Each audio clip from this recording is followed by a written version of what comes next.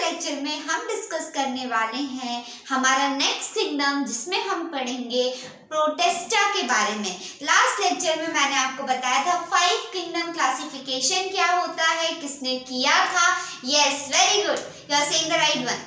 RH. Whittaker ने 5 kingdom classification दिया था। उसमें फर्स्ट किंगडम था किंगडम मोनेरा, जो हम हमारे प्रीवियस लेक्चर में ऑलरेडी कंप्लीट कर चुके हैं, और आज हम पढ़ने वाले हैं आर.एच. विक्टेकर की क्लासिफिकेशन का ही सेकंड किंगडम, जिसका नाम है किंगडम प्रोटेस्टा।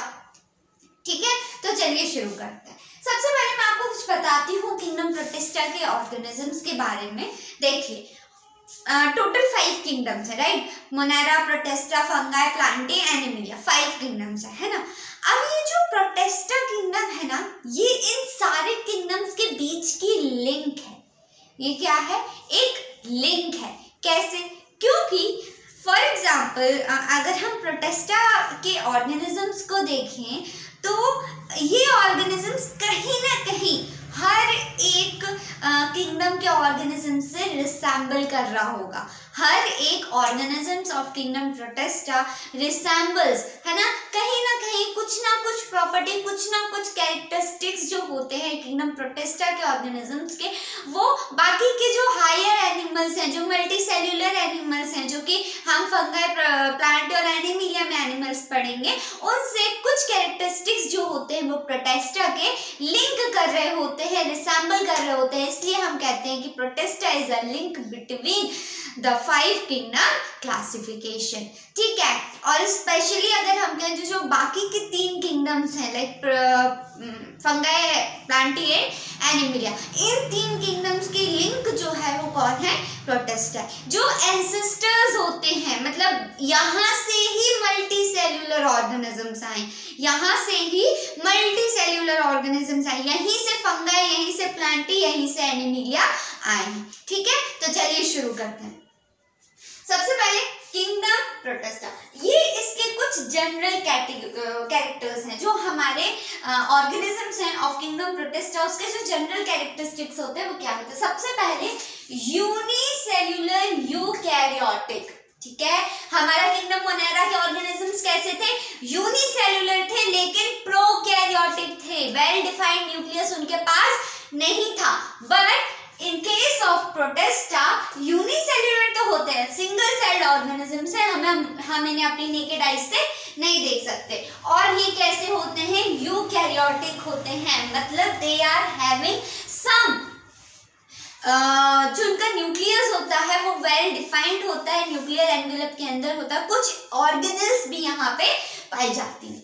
ठीक है, फिर the term Protista was coined by a scientist name Ernst हैकल।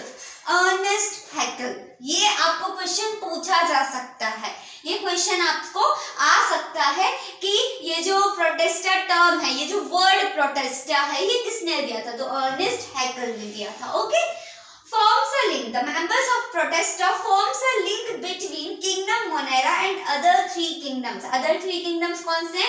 Fungi, Plantae and Animalia. वही चीज जो अभी मैंने आपको समझाई कि ये जो प्रोटेस्टा किंगडम के मेंबर्स होते हैं, ये एक लिंक बना के रखते हैं किसके बीच में? बाकी के सारे किंगडम्स के बीच में। ठीक है, protists are ancestors of all multi cellular eukaryotes. Same thing जो अभी मैंने आपको समझाई, ये कहीं ना कहीं जो भी हमारे हायर एनिमल्स हैं, जो भी हमारे मल्टी सेल्यूलर एनिमल्स हैं, उनके एंसेस्टर्स हैं। सम आर कॉलोनियल, कुछ मोस्टली जो यूकैरियोट्स होते हैं, यूकैरियोटिक प्रोटेस्टास जो होते हैं, सॉरी, वो कॉलोनीज में रहते हैं। ठीक है, कैसे रहते हैं? कॉलोनाइज होके एक कॉलोनी में रहते हैं। ठीक है, विदाउट मच सेल्यूलर डिफरेंशिएशन। अब ऑब्वियस है, जब ये सिंगल सेल ऑर्गेनिज्म है तो आप इनसे क्या ही डिफरेंशिएशन मतलब एक्सपेक्ट कर रहे होगे?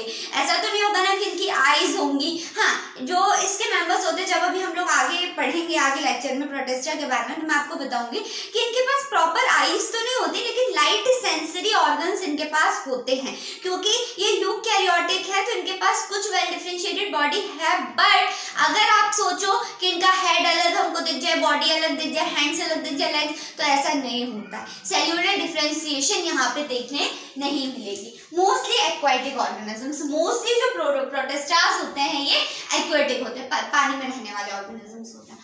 ठीक है, तो क्या पढ़ा हमने? सबसे पहले जो प्रोटिस्टा किंगडम के मेंबर्स हैं वो कैसे हैं? यूनिसेल्युलर है, सिंगल सेल्ड है। फिर यूकैरियोटिक है, मतलब वेल डिफाइंड न्यूक्लियस इनके पास है। टर्म अब प्रोटिस्टा वर्ड किसने दिया था? तो अर्नेस्ट हैकल ने दिया था।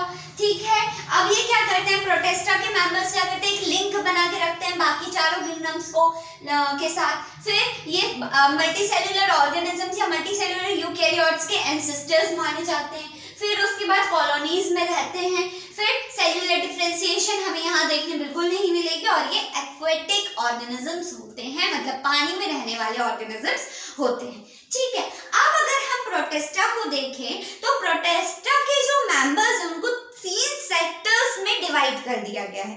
प्रोटिस्टा के जो मेंबर्स हैं, क्योंकि यहाँ भी हंड्रेड्स ऑफ मेंबर्स हैं, बहुत सारे ऑर्गेनिजम्स हैं प्रोटिस्टा के अंदर भी, तो हर एक के बारे में हमारे लिए बहुत इजी नहीं होगा पढ़ना, राइट? तो क्या किया है? प्रोटिस्टा के मेंबर्स को भी 3 सेक्टर्स में डिवाइड कर दिया गया है। देखिए, सबसे पहले फोटोसिंथेटिक ऑर्गेनिजम्स, मतलब ऐसे प्रोटिस्टा के मेंबर जो फोटोसिंथेसिस परफॉर्म कर रहे हैं। ऐसे प्रोटिस्टा के मेंबर जो ऑटोट्रॉप्स हैं, फोटोसिंथेटिक है तो मतलब ऑटोट्रॉप्स होंगे, राइट? तो ऐसे मेंबर्स ऑफ प्रोटिस्टा जो कि फोटोसिंथेसिस की प्रोसेस करके अपना न्यूट्रिशन ड्राइव कर रहे हैं। ठीक है, तो उनको एक ग्रुप में रख दिया, तो उनके एग्जांपल्स हैं हमारे dinoflagellates, diatoms and euglenoids. Dinoflagellates, diatom, euglenoids. ठीक है, ये एग्जांपल्स हैं फोटोसिंथेटिक ऑर्गेनिजम्स के। अभी मैं इनको एक के बाद एक हम लोग डिटेल में पढ़ेंगे। ठीक है, फिर डिकम्पोजर्स, डेड और डिकेइंग मटेरियल पे ग्रो करने वाले तो स्लाइम मोल्ड्स एग्जांपल है। डिकम्पोजर्स, तो फर्स्ट कैटेगरी रख दी फोटोसिंथेटिक ऑर्गेनिज्म की, सेकंड कैटेगरी रख दी डिकम्पोजर्स की, और थर्ड कैटेगरी रख दी प्रोटोजोआंस की। थर्ड कैटेगरी किसकी रख दी? प्रोटोजोआंस की। ठीक है, अब नाउ व्हाट इज प्रोटोजोआ, और प्रोटोजोआ को थोड़ा सा और डीप में जब हम लोग एनिमल किंगडम पढ़ रहे होंगे ना तब मैं पढ़ाऊंगी।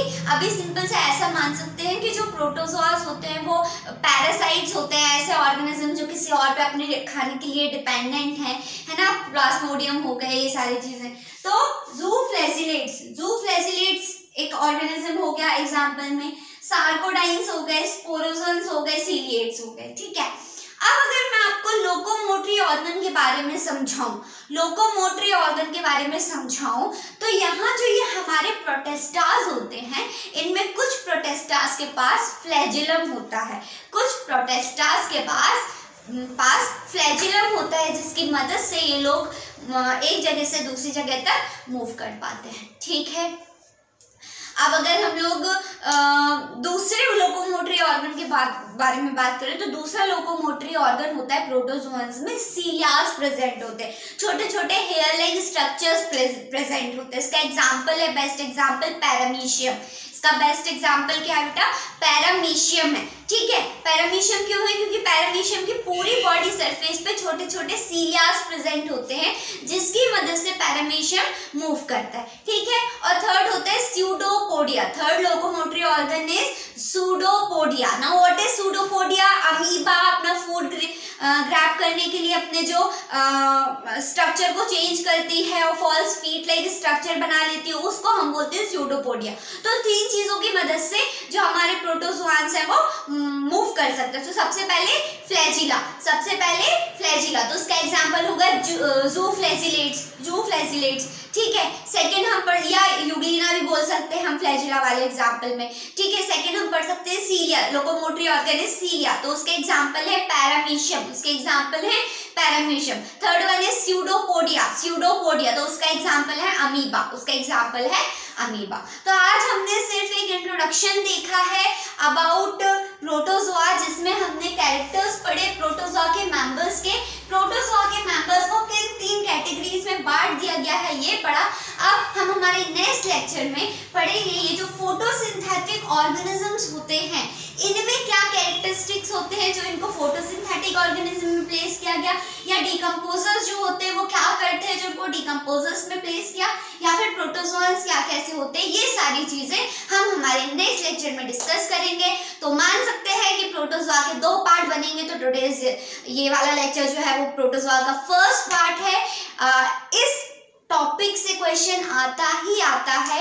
अगर आपको proper hand written notes with all easy language diagrams चाहिए हो तो please follow my Telegram channel, link is in description box. So please जाइए वहाँ पे अपने नोट्स देखिए, वहाँ पे मैं डेली प्रैक्टिस शीट भी अपलोड कर रही हूँ डेली, तो आप लोग प्लीज वहाँ जाइए और चीज़ें देखिए। आपके मतलब बेनिफिट के लिए ही मैंने ये सारी चीज़ें बनाई हुई हैं। अगर आपको मेरा लेक्चर पसंद आया हो तो प्लीज़ इसे अपने फ्रेंड्स के साथ भी शेयर कीजिए। तब तक बस पढ़ते रहिए। All the very best. Thank you.